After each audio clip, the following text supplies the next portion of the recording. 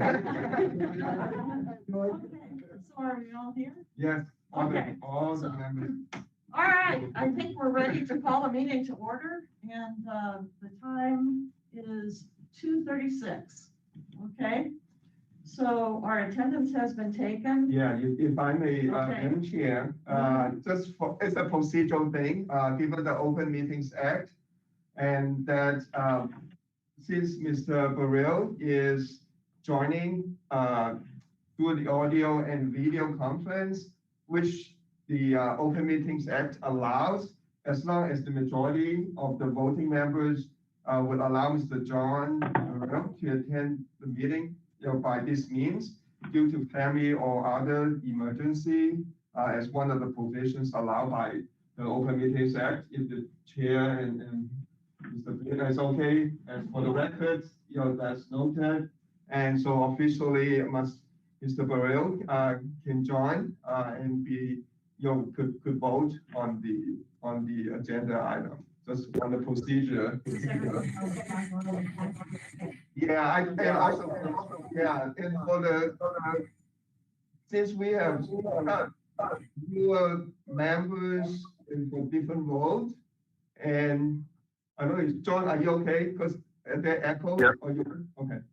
And so just for introduction, because we do have some turnovers since the last executive committee meeting back in March of late February, in fact, of this year. We have the new interim county administrator, Cassie Taylor, who's serving as one of the non-voting executive committee members.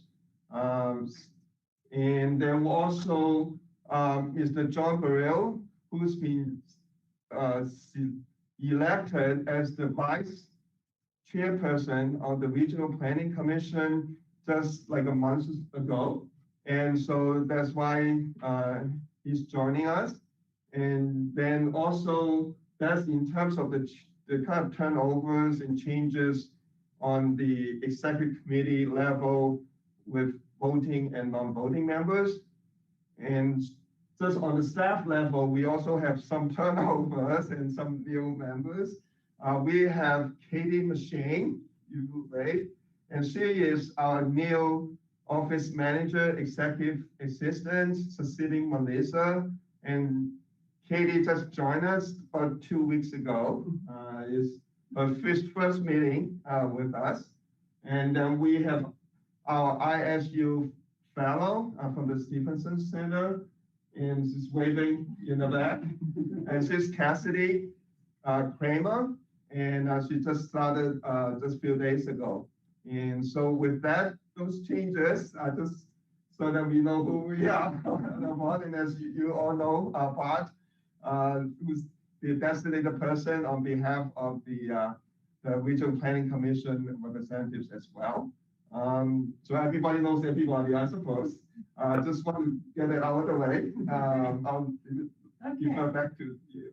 So on public comment, item number 3, I don't believe that we have anyone here to give any public comment. So we'll move on to item number 4, which is the minutes of the previous meeting, February 23rd, 2021. And so the members of the executive committee and others have received these minutes. And so does anyone have any questions about them? And if not, would Bart or John move to accept the minutes of February 23rd? So moved. Okay. Bart seconds and John moves. That's backwards, but anyway. Okay, all in favor, voting members? Okay, all 3 of us. Aye. Let's move on to items of business. The proposed FY22 overall work plan. This is for action or recommendation to the McLean County Regional Planning Commission. So I'm going to turn this part over to Ray. Okay. Thank you, Madam Chair. If I may take off this mask, it'll be easier for the people on the screen to hear us or to hear me. We have provided, as part of the agenda packets, information with the OWP, the overall work program, and I have extra hard copies here. I don't know if you're interested or need, and,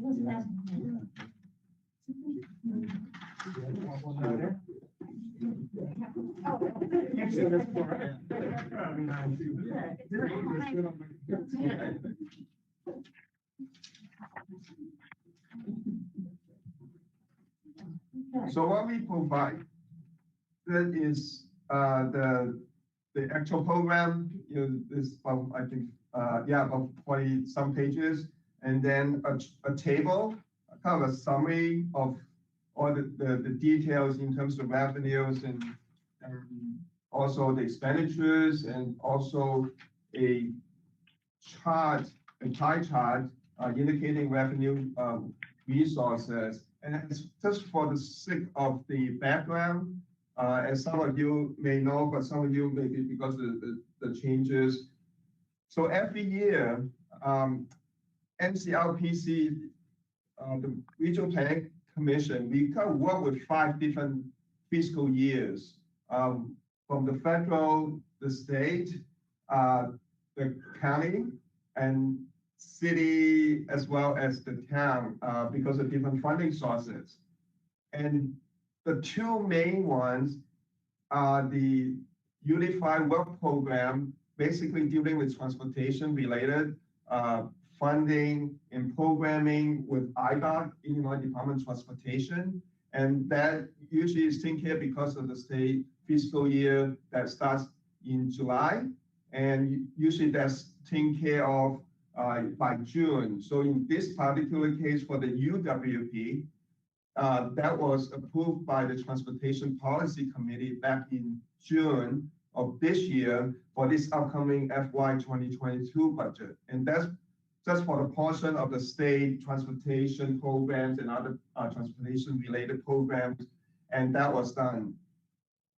The other major budget fiscal year that we have to work with is the county, and that starts on January 1. And so we have prepared a work program based on the fiscal year, calendar year, and which is called the overall work program. And so it has a different time frame because the fiscal year, the way it works. And so we, with the OWP, just like last year, we went through the same thing. Last couple of years, we actually went through, the Planning Commission went through the same, and Executive Committee went through the same process, that the staff will put the overall work program together, and noting that the bulk of that comes from the UWP, the one that we work with on transportation and the IDOT and all the stuff that was approved back in June. So the bulk of that is contained of, is made up of the overall work program, for the majority of it. In terms of process, it starts with the Executive Committee of the Planning Commission, which is like today's meeting. The next step for this OWP is the full Planning Commission, the Regional Planning Commission. So it will be considered by them in the September meeting. And after that, after they make the recommendation, hopefully for approval, it will go to the county board, the executive committee, because that's their oversight committee, for our operation. And after that, it will go to the full county board for the final approval. So just so you understand the process and the steps we have to go through. But we have worked with the county administration before, since we became part of the county over 2 years ago as part of the county operation. So actually, just several weeks ago, we worked with the county administration. They have seen this proposed overall work program in terms of the numbers and everything, and they're fine with it conceptually. And so we, as a result, prepare this document with all the supplemental information for your consideration for recommendation to the full Regional Planning Commission. So if any questions so far before I get into the details of the budgets? Okay. So, no. Okay, so this year's budget, for the FY 2022, the overall revenue and and expenditure, I think it's better to look at first on that table of cost and revenue. You had that printed or shown on your, yeah. What this page is one. that on? Or In the UWP? that's another reference, I think it's page, but it's not the same. Well, it's slightly different. There's another chart that is on page 18. If you have the OWP, page 18, there's two charts are similar but not identical, especially for the top one. But basically, if I can share with you the table of cost and revenue that kind of captures the overall. So the overall budget is $944,000, $422. So 944,422 is the number.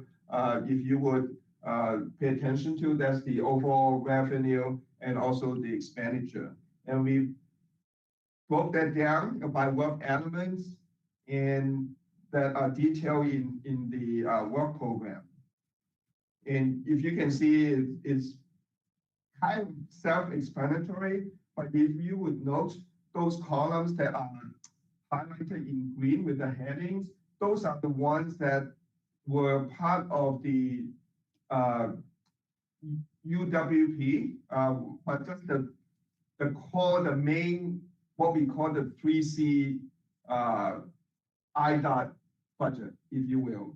But with the caveat that elements 700 and 800 were also included into other transportation programs, but within that UWP.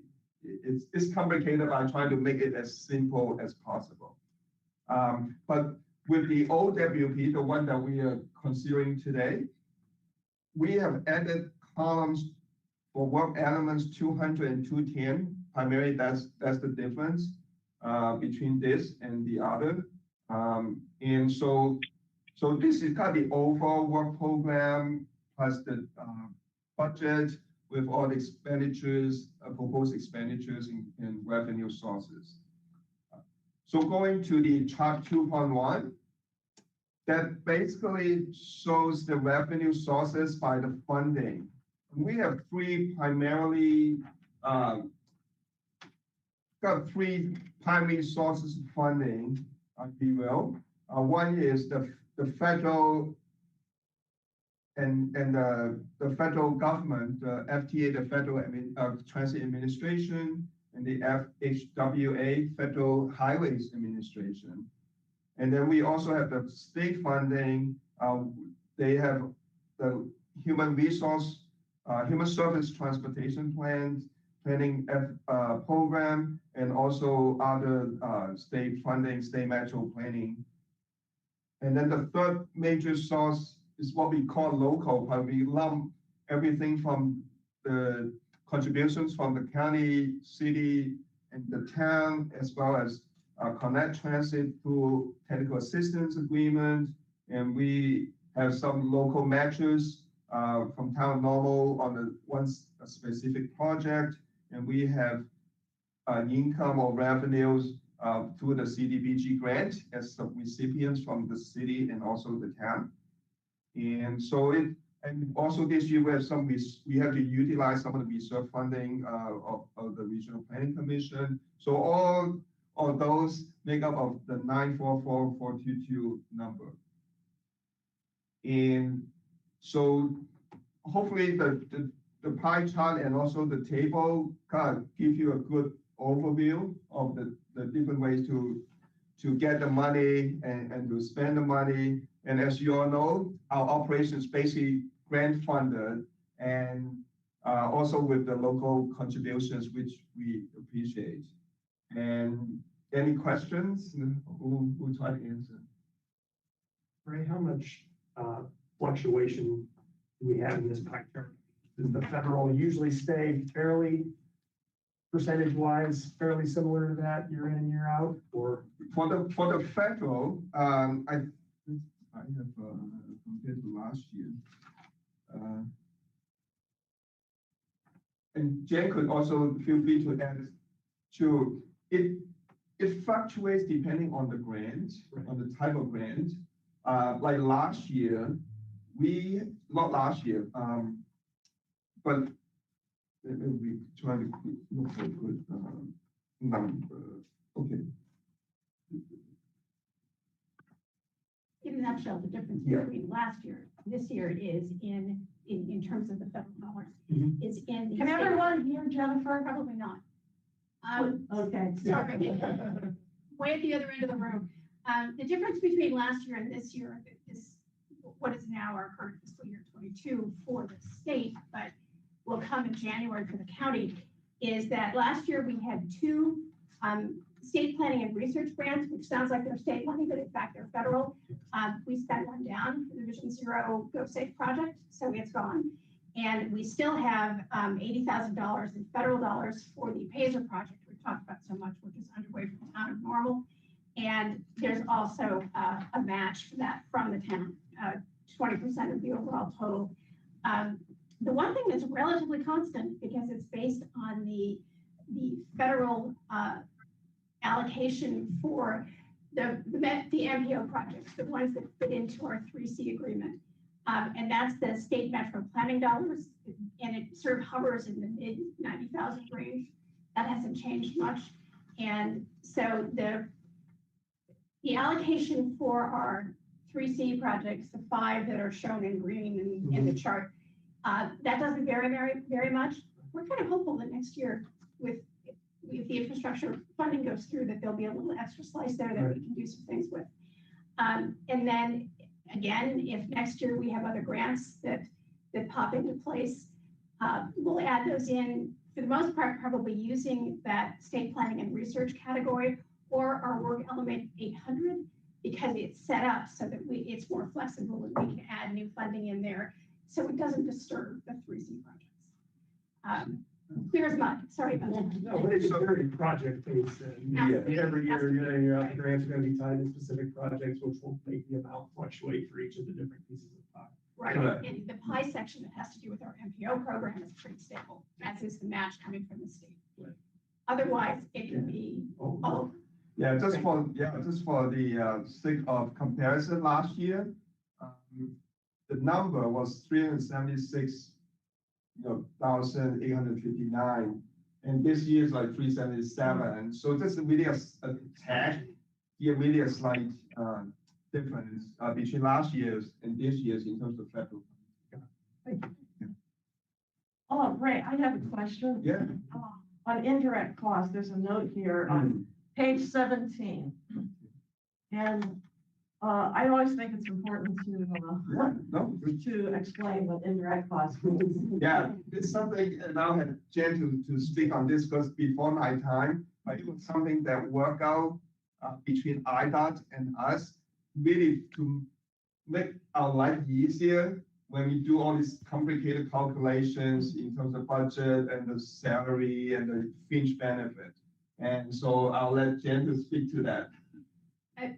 This process came into being with the new GATA requirements for transparency and all the rest of it. And understandably so. And the idea was that each agency that had contracts with the state would negotiate an indirect cost rate that would deal with those things. And Sue went through this process over about a 2-year period while she was still here, which is when this came into play.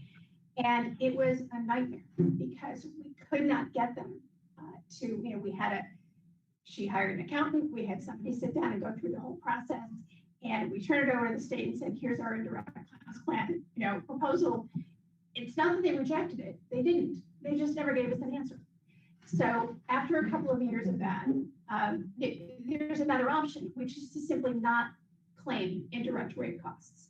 So we build everything into our admin work element instead. So you'll find things like, salary stuff is distributed across projects, but things like certain costs, like the copy machine and things of that sort, all sit there. And we don't get a sort of percentage reimbursement based on indirect costs the way the state defines it. We just say, no, we're not going to claim that. Here's our budget. And thus, life is simpler. Great, so that's a really good explanation. Thank you, Jennifer. Okay, Yeah. so are there any questions?